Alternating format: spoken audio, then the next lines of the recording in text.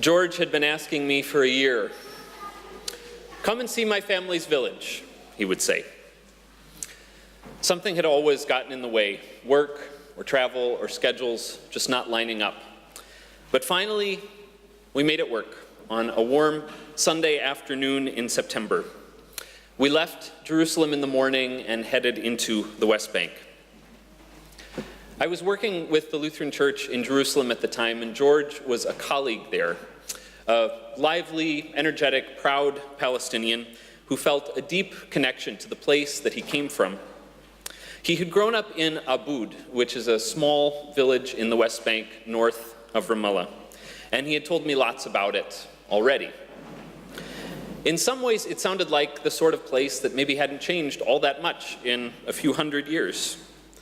The people there have been farmers for generations, growing olives and figs on the terraced hillsides. And the way George spoke about it, life seemed to move a little bit slower there. The people going about business in an unhurried way and never too busy to stop and have tea. So we made our way through the checkpoints, leaving Jerusalem, past the busy city of Ramallah, onto these two-lane roads connecting places in the West Bank, and finally into Abud itself, to the house where George's grandparents lived.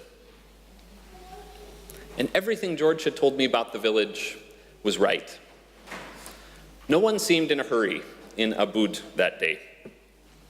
One of George's young nephews was having a birthday, and people were over from the wide extended family that lived in the town. Children were playing football on the field across the road. The family was lingering over a nice meal and this bread baked on hot stones. And in the warm afternoon sun, after our bellies were all full, we sat and drank tea in the shade under a tangle of vines on their porch. It was, I think, a pretty ordinary day in that place, and it's a simple memory, but it's one that I've treasured for many years. I was pretty far from my own home at that time, of course, but I remember feeling very much at home right there, in that lazy afternoon with this loving family sitting under a tangle of vines. If you haven't guessed, it's the vines that got me thinking about Abud this week. I am the vine, you are the branches, Jesus said to his disciples. And for many of us, that image is pretty abstract, pretty far from our daily experience. Most of us aren't working with vineyards and vines and grapes all the time. But for Jesus and his disciples, this was a profoundly ordinary, common image, and one that had lots and lots of associations for that culture. For one thing, grapes were central to the agricultural life in Jesus' time. We think of grapes being turned into wine, and of course that's right. But every part of that plant could be used. The leaves could be fed to animals as food. Grapes could be used for raisins during the long winter months. Juice could be turned to vinegar or even to medicine. So every part of the plant was used. Even the wood that got pruned away could be used as fuel to be burned in that place where timber is scarce. So grapevines were immensely useful and important, but even more, they meant something. When the prophet Micah wanted to talk about what a peaceful and secure life would look like for the people, this is how he described the scene. They shall all sit under their own vines and under their own fig trees, and no one shall make them afraid. You can hear the aching there for an experience, I think, a little bit like the one I had that afternoon in Abud, for a moment of life that's grounded and peaceful and full. A twisting vine over your head symbolized that for people in Jesus' time. Maybe it had for hundreds and even thousands of years. I'm the vine, you are the branches. There's a lot you can say about that image in Jesus' teaching here, but I am thinking about just one part of it this morning. I'm thinking about how this image points to a longing for a full and grounded life. I'm thinking about how it points to our own longing to be at home in the world. Do you know the first question the disciples ask Jesus in the Gospel of John? It's actually the first thing they say to him at all in this Gospel. "Teacher, where are you staying?" they ask him. It's actually a pretty strange beginning to their relationship. The two disciples who asked that question have been following John the Baptist. And John sees Jesus walking over there and points to him and says, "See that guy? Here is the Lamb of God." And they've never seen this Jesus guy before, so they wander over to get a closer look and kind of fall in behind him on his walk. Jesus turns around to look at these strangers who have just joined him, and he asks the very understandable question, "What are you looking for?" But instead of answering that very simple question, the disciples ask him a question in return, and it's that first thing they ever say to him. "Rabbi, where are you staying?" they say.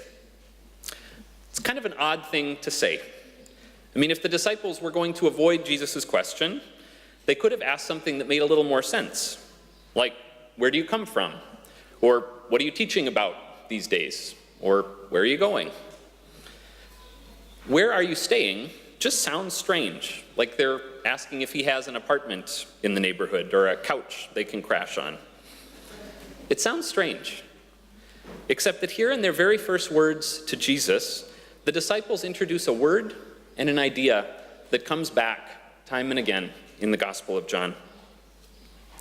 The Greek word translated as staying here is a word that also can be translated abide. It also has that meaning. So whether the disciples realize it when they ask their question or not, they are asking more than, "Where are you sleeping tonight, Jesus?" They're also asking, "Where do you abide? Where are you at home?" And Jesus' answer is mysterious and wonderful. "Come and see," he says.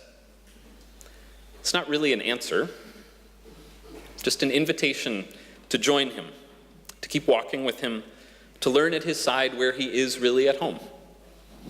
Come and see.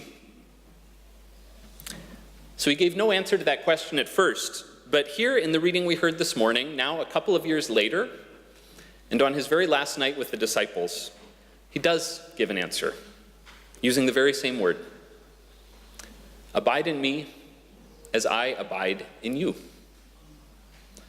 Do you hear the answer there? "Rabbi, where do you abide?" "I abide in you." I love that answer, because to me it helps to make sense of everything else in this passage. I mean, there's a lot here that can basically sound like a demand or a threat. Bear good fruit can certainly sound like a push to simply try harder at life, to do more good things, quit messing up. Abide in me can even sound like more of the same. Be sure that you're a good branch. Don't mess up, or you're going to get pruned or hacked off altogether.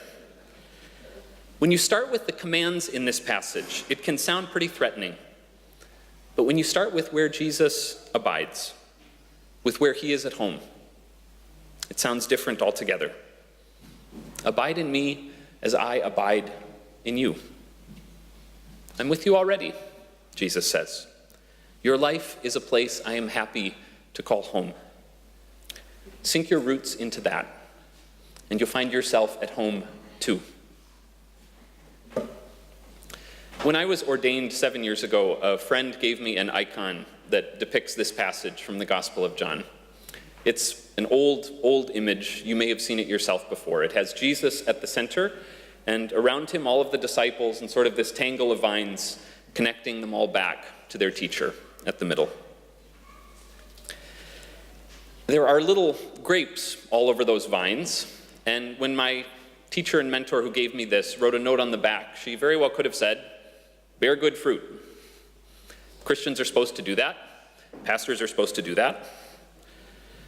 But instead, she wrote this on the back. "Remember that you are a branch on the vine that is Christ." And I come back to that image and that idea often. I come back to it when I feel like the ground is shifting beneath my feet and I'm not sure where it's solid to stand, or when I feel unmoored or uprooted or lost, I come back to that image and it helps me remember that I'm not actually adrift, that my home is finally in God's love, which is always right where I am. And my guess is that's where good fruit comes from in the lives of Christians anyway. Not from anxiously trying to be perfect or earn the approval of others or God. Not from trying really, really hard to be a good branch, but from living lives that are firmly rooted, deep in the knowledge that Christ is at home in us.